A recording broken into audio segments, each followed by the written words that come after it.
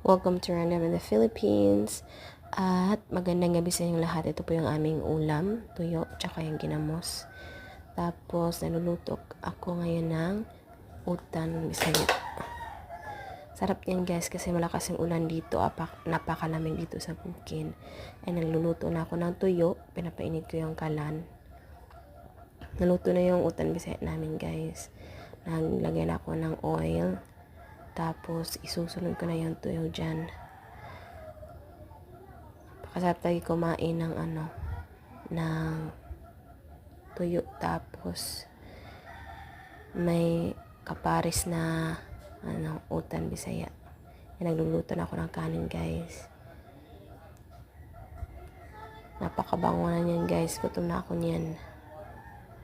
Inom ng tubig. Tapos, inopen ko na yung window kasi yung amoy ba ng isda mastak sa bahay.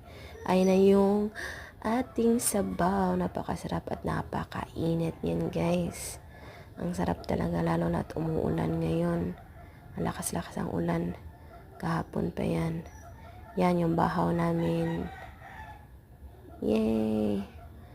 I hope you enjoy guys. Ito yung simpleng ulam sa mga taga-probinsya guys. Only in Cebu, Philippines.